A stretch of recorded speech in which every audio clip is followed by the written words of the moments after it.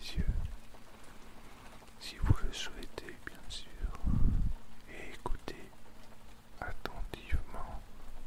Nous allons doucement retourner en 1815 à Waterloo, en Belgique. Le soleil est encore peint dans le ciel et la brume légère recouvre le champ de bataille. Respirez calmement et laissez vos pensées dériver. Nous sommes à l'aube du 18 juin 1815. Napoléon Bonaparte, l'homme qui avait conquis presque toute l'Europe, fait à sa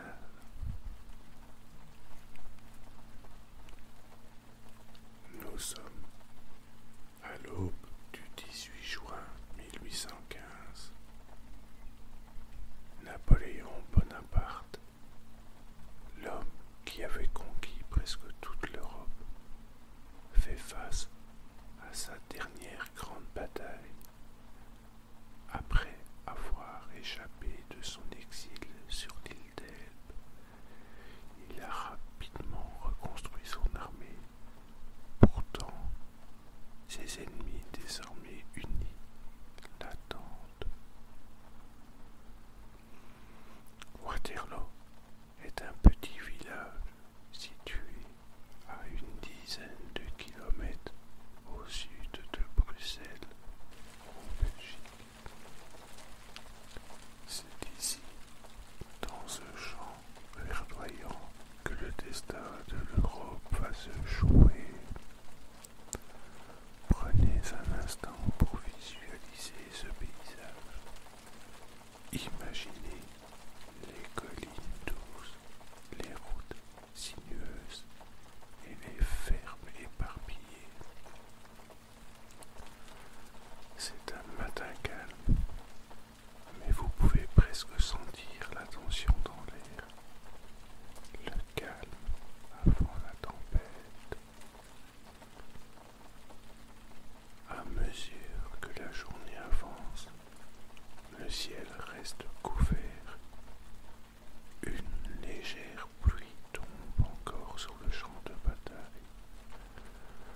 Le sol est devenu boueux, rendant difficile chaque mouvement, aussi bien pour les chevaux que pour les hommes.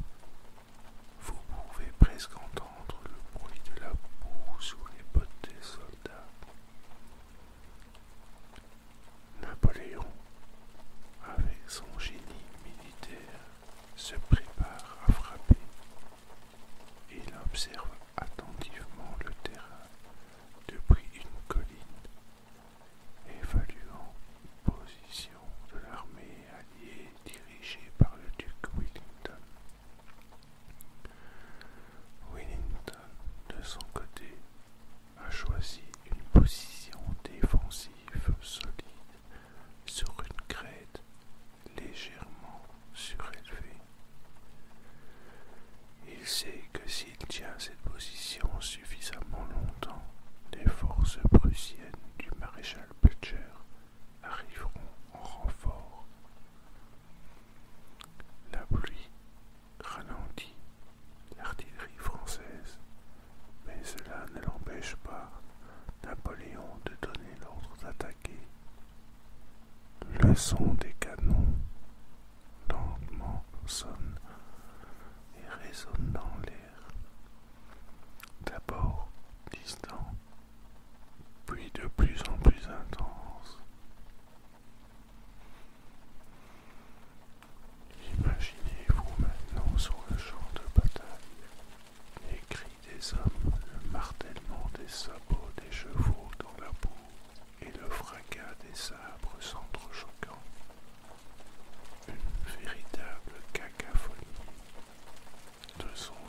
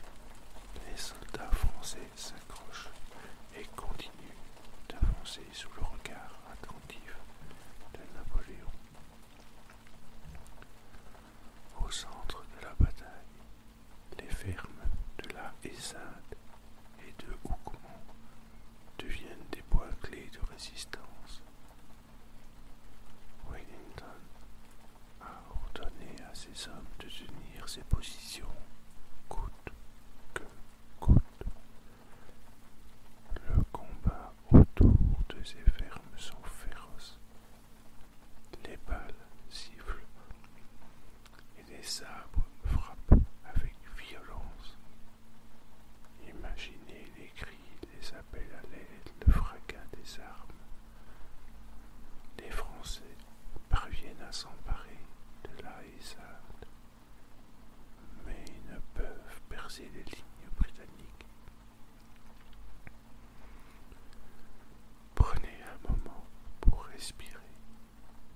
L'histoire peut parfois sembler violente et cruelle, mais en y plongeant, on découvre aussi des histoires humaines, des récits de courage et de sacrifice. Fermez les yeux et imaginez-vous à nouveau.